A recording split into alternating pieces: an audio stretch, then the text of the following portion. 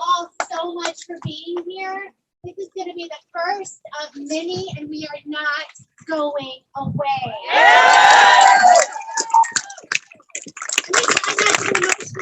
This is emotional for me. I've been doing this for several years, and I cannot it just makes my heart burst to see all of these people standing together to protect their God-given right.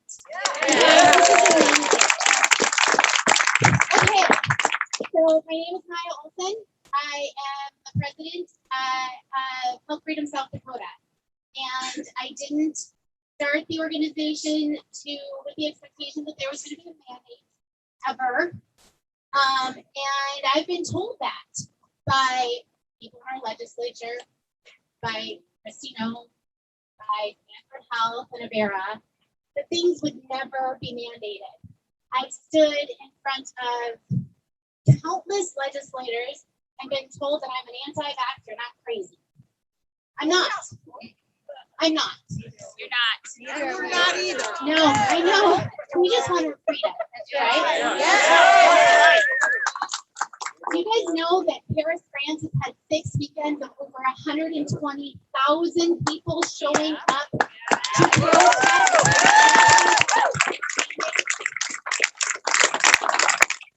Compulsory vaccination is not an option. It never has been and it never should be. And it's no wonder that people are standing up and marching. The climate over the last year has had so many conflicting messages from the people who are supposed to be guiding our decisions through this pandemic.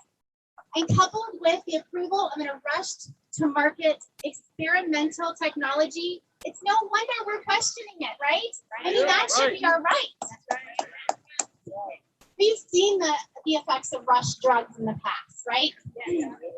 We only have to go back to 1976 to people who either lost their lives or who were paralyzed from the vaccination during the swine flu epidemic.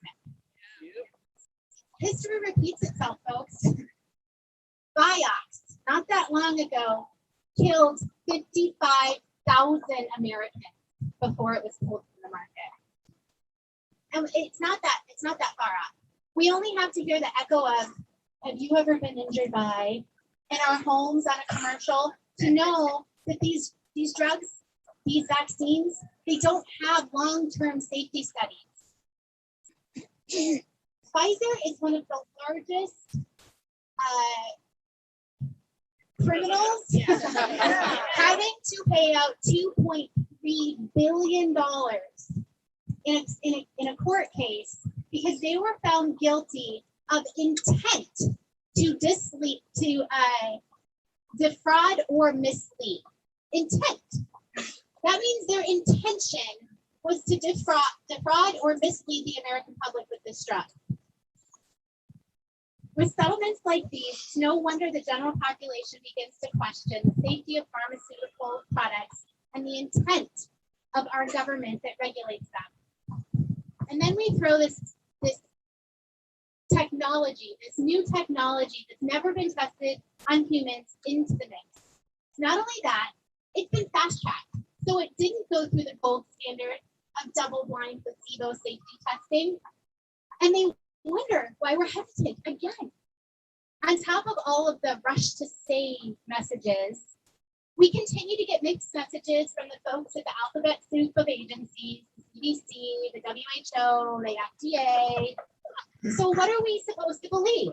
How do they mandate it for their employees? Exactly. Yeah. What is good for thee is not good for me, right?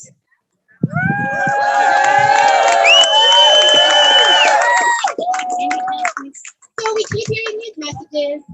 Hydroxychloroquine works. No, it doesn't. Let's talk about the horse dewormer. It doesn't work either.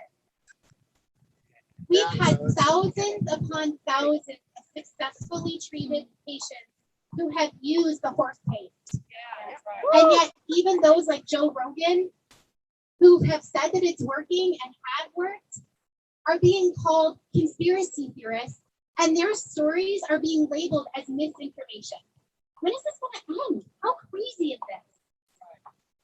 Why are all of these therapeutics that are working being cast aside? me tell you why.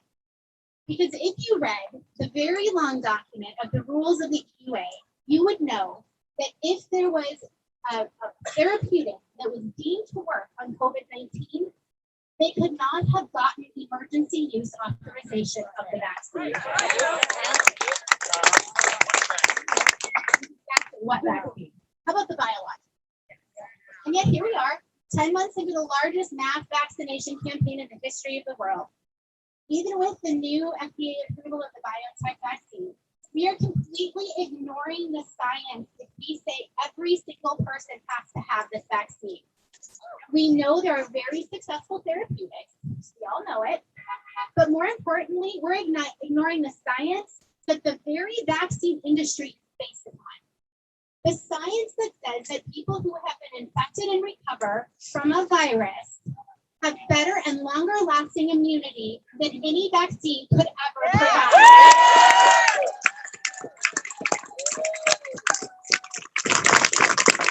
Study after study after peer-reviewed study, and those who are against us will say we got our degree on Google, but they're out there. Those studies are out there saying that natural immunity to COVID-19 is better than the vaccine-induced immunity because it provides you and every single person, whether they were sick on their deathbed or had barely any symptoms, protection against the variants. Lies. This is not an epidemic of the unvaccinated. As far as I'm concerned, it's an epidemic of people who have their brains. All we have to do is look at Israel. They're already giving booster shots because their rate of reinfection is skyrocketing amongst the vaccinated, but not against the naturally immune. In a study released earlier this month, showed the breakthrough rate of infection of vaccinated people 13 times that of people who were already immune from natural infection. Yes, exactly. I was just reading this morning that there are studies that are using 2 different biologics with greater success than the vaccine. Monoclonal antibodies, one of which was developed here as a blood product, offers protection against not one, but several strains of the variant. That means there are other prophylactic, not just therapeutics for COVID-19.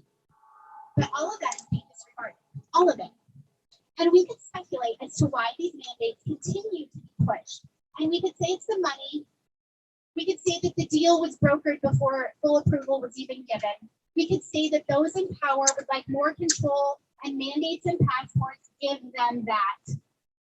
Or we could say, just like we've been hearing, that no good crisis should go to waste. But that would all be the speculation of, and some would say, of an anti-vaxxer. But again, I'm not anti-vax. I am pro-freedom and I am pro-logic.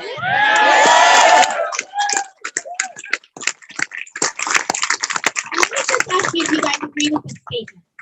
If A equals B and B equals C, then A equals C. Can you all agree on that? Yeah. Can you all agree? Therefore, if forcing someone to do something against their will is tyranny, then mandates are tyranny. Yeah. Anyone who supports mandates is a tyrannical leader and has tyranny on their mind. Yeah. So I'm going to try to give them the benefit of the doubt. I'm going to say maybe they were trying to rush this vaccine to the market out of the goodness of their heart. And maybe it was to prevent an illness that only affects the smallest percent of the population, the most vulnerable. And you know what? Please don't take that as a callous comment.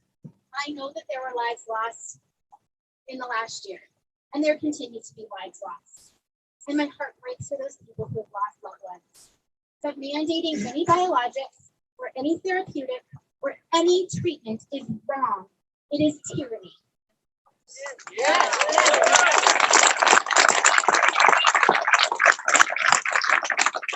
I'm going to leave you with a statement from Benjamin Rush. He was one of the people who penned our founding document. Kind of a long statement, so I want to read it so I get it right. The Constitution of this republic should make special provision for medical freedom. To restrict the art of healing to one class will constitute the Bastille of medical science. All such laws are un-American and despotic. Unless we put medical freedom into the Constitution, the time will come when medicine will organize into an undercover dictatorship and force people who wish doctors and treatment of their own choice to submit to only what the dictating outfit offers. This man was a fortune teller. We have a constitutional republic if we can keep it. Yes. We are not alone in this. You are not alone in this. There are people marching all over the world for their freedom. Please know, our group is only going to get bigger. There are people standing up against tyranny from all walks of life, from all avenues. I get messages daily, especially after what Joe Biden did on Thursday. What company isn't, asking, what are we going to do now? How are we going to handle this? We do not comply. That's how we handle it. That's right. Get together with like-minded people in your community. Find your network of supporters. Get involved in local government, your township board, your county commissioner's office, school boards, city councils. You need us everywhere. We need people who are willing to stand up for freedom to get involved. I don't care how small your town is. My town is 95 people. My husband sits there for 2 hours. Nobody comes to visit. Nobody says anything. They sit there and they talk about wheat growing, what farmers do after they get the ground. But you go, you get to know people. You shake the hands of the people that are representing you, the good people that are representing you, so that you can have personal conversations with them out of session. Don't try to talk to them in session. They're far too busy. Trust me. 500 bills last year? 500 bills. We got to change that, guys. And we're going to do it together. Continue to search for the truth through the screen of lies from the media. Hold that truth and discuss gently with those who do not see eye to eye to you. The health freedom movement is growing because it is based in truth and freedom. Thank you again for being here. Continue to stand up, continue to fight. This is our last stand.